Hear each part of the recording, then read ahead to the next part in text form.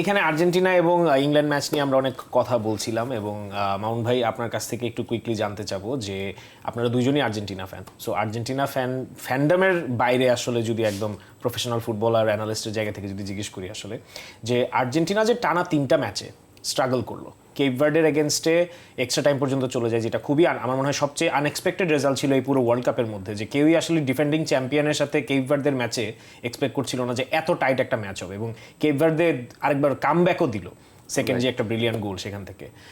দেন আসলো ইজিপ্ট বলা যেতে পারে for the 88th minute or 75 minute পর্যন্ত was the better team, was the more superior team.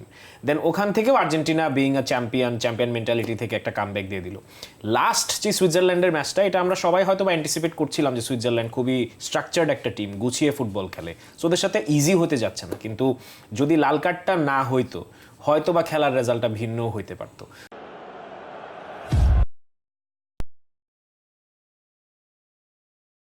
So এখান থেকে অনেকেই এটা বলে যে চ্যাম্পিয়নদের সাথে নাকি ভাগ্য থাকে, লাক ফেভার করে, বাট টানা 3টা ম্যাচে স্ট্রাগল করে বা লাক যেটাই আপনারা বলতে চান, সেখান থেকে এখন ফাইনালি টুর্নামেন্টের ওয়ান অফ দ্য স্ট্রংগেস্ট বা one of the better teams ইংল্যান্ডের সাথে, এবং আপনি যদি আলজেরিয়া, অস্ট্রিয়া, জর্ডানের প্রতি সম্মান রেখে আমি বলি, আমার মনে হয় প্রথম প্রপার কোনো টিম, এবং if I am not wrong statistically কোনো টিম এখন পর্যন্ত টপ 10-এর কোনো একটা টিমকে ফেস না করে এখন পর্যন্ত সেমিফাইনালে আসে নাই কোনো ওয়ার্ল্ড কাপে। This is the first time. So সব কিছু মিলায়ে এই জার্নিটা কিভাবে দেখতেছেন, এবং ইংল্যান্ডের সাথে আসলে এটার কি আমরা একটা রিফ্লেকশন দেখতে পাবো, মানে সেম ম্যাচই দেখতে পাবো, নাকি আসলে আর্জেন্টিনার মতো খেলবে? দেখেন, সর্বপ্রথম হলো ইংল্যান্ড আর্জেন্টিনা তো একটা প্রবলেম আছে, 86-এর একটা ঝামেলা তাদের আছে। সব কিছু মিলে আমি মনে করি যে আপনি যে কথাগুলি বললেন, এখানে দুইটা সাইড আছে। একটা হচ্ছে তার মেন্টালি অনেক স্ট্রং, কারণ তার কামব্যাক করতেছে, আর সেকেন্ড হচ্ছে গোল রিসিভ করতেছে, যেটা কাব্বারদের ম্যাচের কথা বারবার বলা হচ্ছে যে আপনি গোল দিয়ে গোল রাখতে না পারাটা, এটা একটা টিমের জন্য ব্যাড সিগন্যাল। এটা আসলে really bad signal. Good signal কি, আপনি কামব্যাক করছেন, 2 গোল খেয়ে 3-2 গোলে কামব্যাক করছেন, গিভ আপ করতেছেন। দুইটা জিনিস, একটা হলো ওইটা হলো চ্যাম্পিয়ন মেন্টালিটি, আর যেটা আপনি গোল দিয়ে গোল রিসিভ করা, এটা আসলে খারাপ সাইড।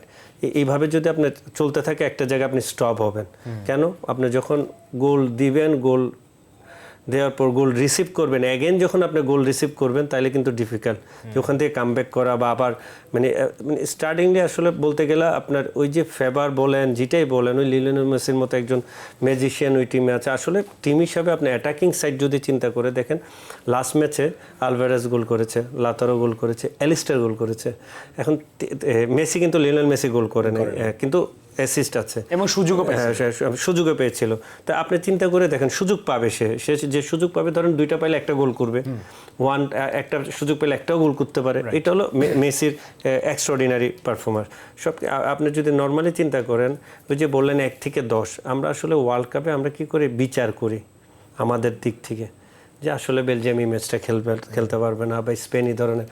ওয়ার্ল্ড কাপের আগে একটা বিচার করা হয়েছিল, এবার ওয়ার্ল্ড কাপ কে চ্যাম্পিয়ন হতে পারবে, একটা ভোটের মানে একটা যাচাই বাছাই করা হচ্ছিল। স্পেনকে 78% রাখছে।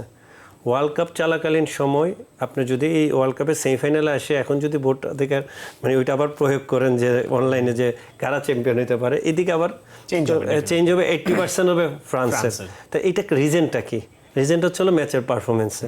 অ্যাবসলিউটলি। এমিলি ভাই, আপনার কাছে একটু ছোট করে জানতে চাবো যে এই যে আমি 3টা ম্যাচের কথা বললাম, এই 3টা ম্যাচের নেগেটিভ যেই সাইডসগুলো আছে, এটা কি আপনাকে কিছুটা হলেও টেনশন করাচ্ছে, নাকি আপনিও মামুন ভাইয়ের মতো মোটামুটি একটু টেনশন ফ্রি আছেন যে চ্যাম্পিয়ন টিম দিন শেষে চ্যাম্পিয়নের মতো করে ম্যাচ বের করে নিচ্ছে, এটাই আসলে বড় ব্যাপার, মেন্টালিটি যে আর্জেন্টিনা দেখাচ্ছে এটাই আসলে মেইন পজিটিভ টেক আউট, অত বেশি ভয় পাওয়ার বিষয় আসলে নাই ইংল্যান্ডকে?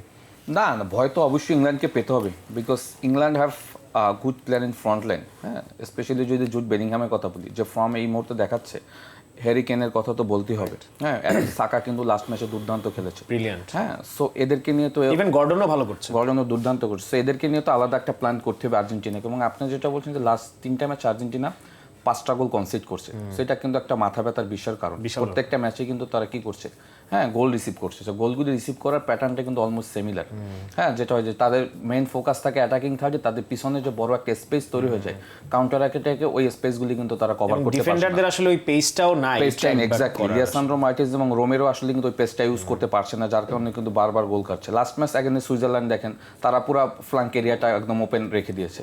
সো এগুলি রাখলেও তো আপনাকে কখন ইংল্যান্ড কনসিডার করবে না। আমাদের একটা ব্রেকে যেতে হবে, এবার ব্রেকে যাওয়ার আগে একদম এক লাইনে আমি কিছু একটা উত্তর নিতে চাই, সেটা হচ্ছে আমি 4টা ডিপার্টমেন্টের কথা বলবো, আপনারা জাস্ট বলবেন আর্জেন্টিনা আগায় না ইংল্যান্ড আগায়। Goalkeepers Argentina. Argentina. Defenders England. Argentina. Midfielders England. England. Forwards Argentina. England. সমানই একজনের জাস্ট হচ্ছে ইংল্যান্ড আর্জেন্টিনা হয়েছে।